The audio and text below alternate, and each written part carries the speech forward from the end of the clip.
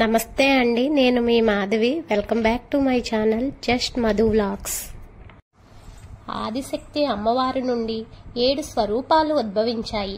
వీళ్ళే సప్తమాతృకలు. ఈ సప్తమాతృకల్లో ఒకరే వారాహీదేవి. ఈ అమ్మవారిని కేవలం రాత్రి వేళల్లో ఎక్కువగా పూజిస్తారు. ఈ అమ్మవారి ఆలయాలు పగటిపూట మూసివేస్తారు. అయితే వారాహిమాత ఎలా జన్మించారు, ఎందుకని ఆలయాలు పగలు మూసివేస్తారు, ఇలాంటి సందేహాలను ఈ వీడియోలో నేను మీకు వివరంగా వివరిస్తాను. దేవి భాగవత పురాణంలో రక్తబీజుడని ఒక రాక్షసుడు దేవతలను రాక్షసులను బాధిస్తూ ఉంటాడు. అప్పుడు దేవతలు పార్వతీమాతను ఆశ్రయిస్తారు. పార్వతీమాత దుర్గాదేవి అవతారమెత్తి రక్తబీజుడును సంహరించటానికి బయలుదేరింది. ఆ యుద్ధంలో దుర్గామాత రక్తబీజుడిని గాయపరిచినప్పుడు రక్తబీజుడు దేహం నుండి రక్తం భూమి మీద పడింది. కానీ రక్తబీజుడికి ఒక వరం ఉంది.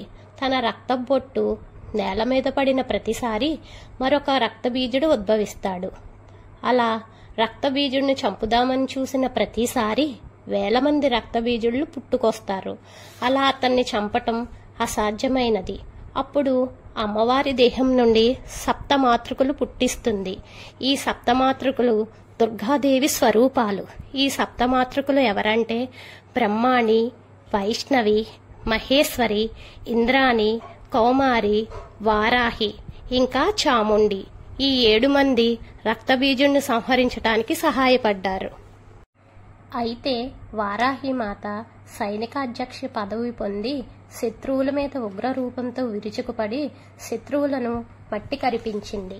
తర్వాత రక్తబీజుడు దుర్గాదేవిని ద్వంద్వ యుద్ధానికి ఆహ్వానిస్తాడు.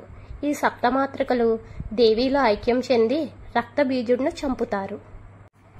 ఇలా జరిగిన తర్వాత భాగవత పురాణం ప్రకారం హిరణ్యాక్షుడు వారాహిమాత కోసం తపస్సు చేస్తాడు. మాత ప్రత్యక్షమై ఏదైనా వరం కోరుకోమని అనగా హిరణ్యాక్షుడు అమరత్వం కోరుకుంటాడు. అందుకు మాత అది తప్ప వేరొక వరం కోరుకోమని చెప్పగా, మాత నీ చేతిలో మరణం తప్ప ఇంకెవ్వరి చేత నా మరణం సంభవించకూడదని వరం అడిగాడు హిరణ్యాక్షుడు. మాత దానికి బదులుగా సరే అని ఒప్పుకుంది. మరియు నేను నీ భక్తుడును కాబట్టి నువ్వు నన్ను వధించరాదని వరం అడగగా మాత దానికి కూడా సరే అంది. వరబలం చేత అహంకారుడై భూమాతను చిత్రహింసలు పెడతాడు హిరణ్యాక్షుడు. అప్పుడు వారాహిమాత నుండి శ్రీ మహావిష్ణువు వరాహ రూపం ఎత్తి హిరణ్యాక్షుణ్ణి వధిస్తాడు. వారాహిమాత ఆలయాలు అరుదుగా ఉంటాయి. ఆ ఆలయాల్లో కూడా మాత దర్శనం రాత్రివేళ కానీ తెల్లవారుజామున 2-3 గంటలు మాత్రమే ప్రవేశం ఉంటుంది.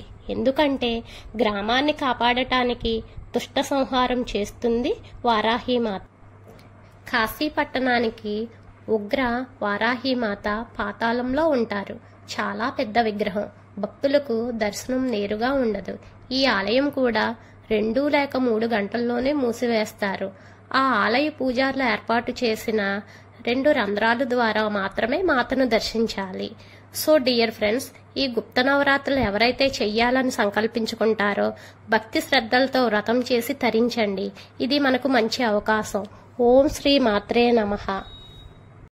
ఈ వీడియో కనుక నచ్చినట్టయితే లైక్ చేయండి, షేర్ చేయండి, subscribe to just Madhu vlogs. మీ అమూల్యమైన సందేశాన్ని కామెంట్ రూపంలో తెలియపరచండి. నమస్తే.